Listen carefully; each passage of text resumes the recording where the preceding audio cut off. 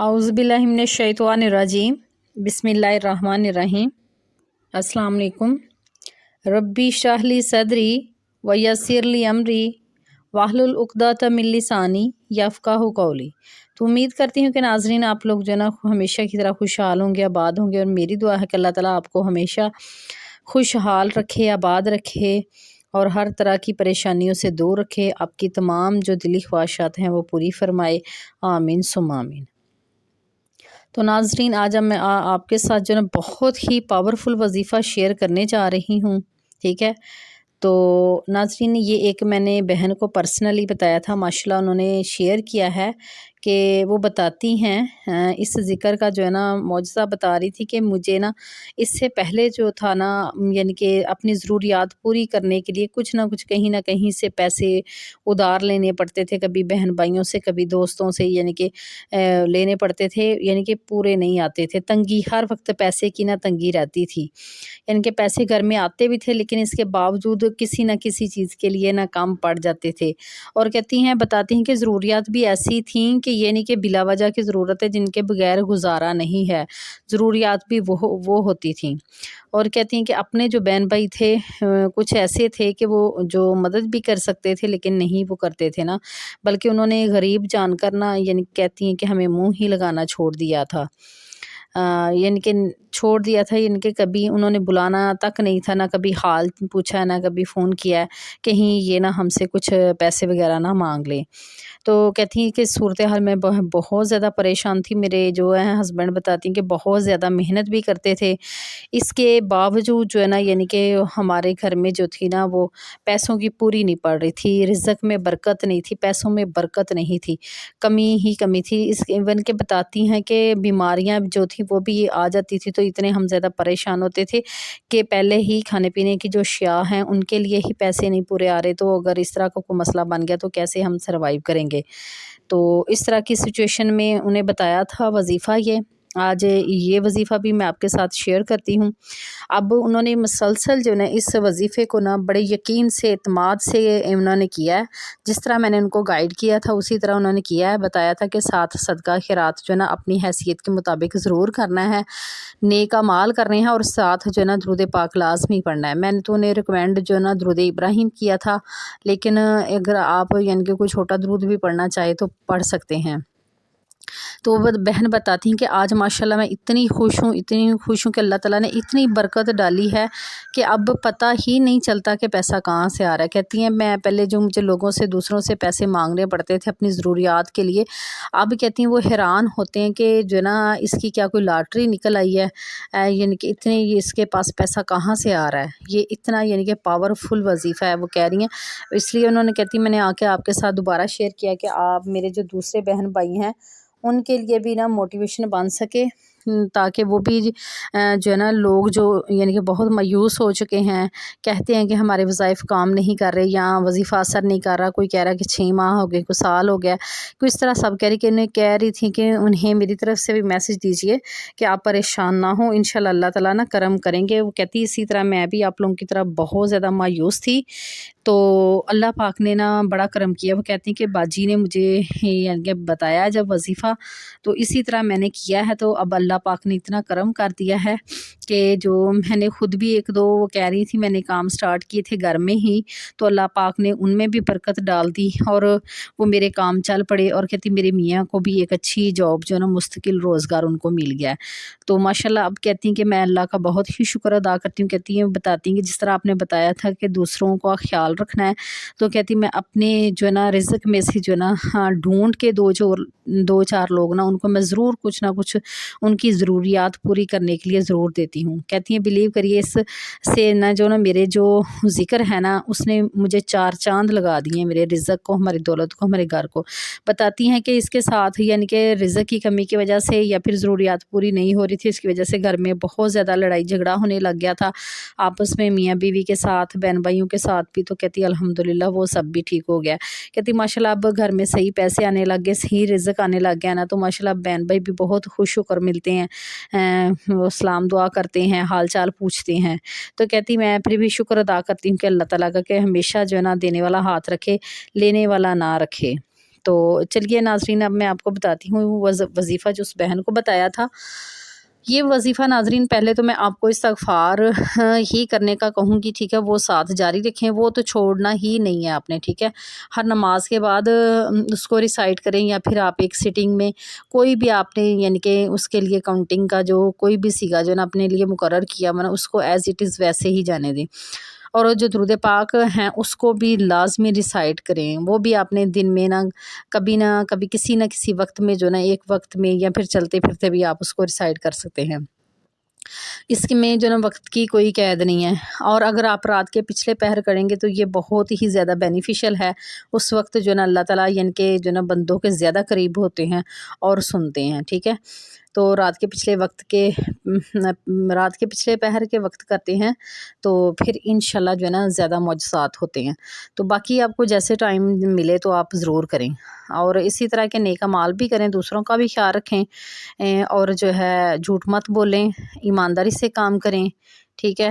تو یہ وظیفہ یہ ہے ناظرین کہ یہ آپ نے صبح فجر کے ٹائم یعنی کہ آپ نے فجر کے لیے جب اٹھنا ہے نا تو بستر سے اٹھتے وقت یعنی کہ اٹھتے ہی آپ نے، بے شک آپ نے وضو کیا ہے یا نہیں کیا، رات کو وضو کر کے لیٹے تھے یا نہیں لیٹے تھے، تو آپ نے کیا جب اپنے بستر سے اٹھنا ہے اٹھتے ہی اپنے یعنی کہ 11 مرتبہ جو ہے نا اول آخر درود ابراہیم ریسائٹ کرنا ہے۔ اگر درود ابراہیم ریسائٹ آپ نہیں کر سکتے تو آپ کوئی بھی اور جو ہے درود پاک ریسائٹ کر سکتے ہیں۔ تو درمیان میں یہ جو دعا میں آپ کو بتانے لگی ہوں یہ بہت ہی یعنی کہ پاورفل دعا ہے ناظرین یہ وہ دعا ہے، حضرت انس بن مالک سے روایت ہے کہ نبی کریم صلی اللہ علیہ وآلہ وسلم جب بہت زیادہ پریشانی کی صورتحال میں ہوتے تھے یا مشکلات آتی تھی تو آپ صلی اللہ علیہ وآلہ وسلم یہ دعا جو تھا وہ پڑھا کرتے تھے، تو اللہ پاک سے نا یعنی کہ غیبی جو مدد حاصل ہوتی تھی۔ تو ناظرین یہ وظیفہ ہے بھی آپ کے یہ غیبی دولت اور رزق کا وظیفہ ہے۔ اگر آپ کو اس وظیفے کو اپنی زندگی میں جوڑ لیتے ہیں، اس وظیفے سے اپنی زندگی کو تار رکھتے ہیں، تو انشاءاللہ آپ کو اپنی زندگی میں کبھی بھی جو ہے نا رزق کی کمی نہیں ہوگی، نہ پیسے کی کمی ہوگی، انشاءاللہ اللہ تعالیٰ آپ کو غنی کر دے گا، ٹھیک ہے۔ تو آپ ضرور اس جو نا دعا کو کریں گے آپ یقین سے، آپ کی فل جو کنسنٹریشن ہے وہ وظیفے کی طرف اللہ کی طرف ہونی چاہیے، ٹھیک ہے۔ اور درود پاک جو اول آخر آپ نے لازمی پڑھنا ہے، کیونکہ ناظرین جو بندہ درود پاک کے اندر یعنی کہ لپیٹ کر دعا اللہ تعالیٰ کی طرف بھیجتا ہے نا تو اس دعا کو یعنی کہ قبولیت کے لیے کوئی بھی چیز نہیں روک سکتی، وہ انشاءاللہ ضرور قبول ہونی ہے۔ آپ نا یقین رکھا کریں، آپ فل جو ہے نا اعتماد رکھیں کہ انشاءاللہ آپ کی دعائیں قبول ہونی ہیں۔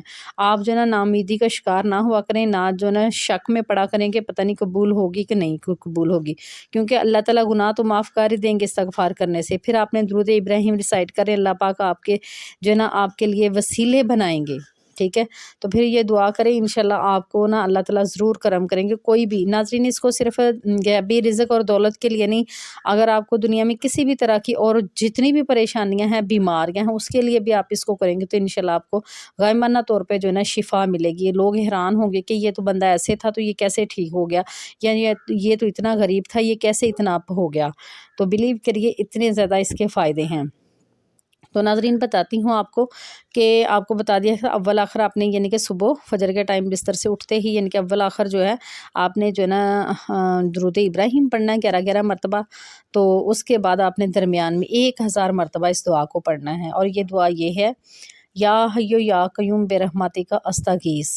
ناظرین اس کو آپ نے جو ہے نا لگن کے ساتھ محبت کے ساتھ اللہ تعالیٰ سے جیسے آپ باتیں کر رہے ہیں نا اس طرح اس کو آپ نے ذکر کرنا، اور 1000 مرتبہ کرنا ہے، ٹھیک ہے، درمیان میں۔ اور آپ نے اپنا مقصد جو ہے نا سٹارٹ کرتے وقت وہ ذہن میں رکھنا ہے، اور آخر میں بھی آپ نے دعا مانگنی ہے لازمی، تو انشاءاللہ اللہ پاک جو ہے نا ضرور کرم کریں گے۔ ناظرین ابھی ایک اور آپ کو بات بتانی تھی کہ فرض کرے آپ بستر سے اٹھتے ہیں نا تو اگر آپ کو حاجت ہے نا یعنی کہ واش روم کے لیے جانے کے لیے، تو پھر آپ جو ہے نا وہ پہلے کام اپنا کر لیں، اس کے بعد یعنی کہ آپ پھر وضو کر لیں، پھر آ کے آپ سٹارٹ کریں، ٹھیک ہے۔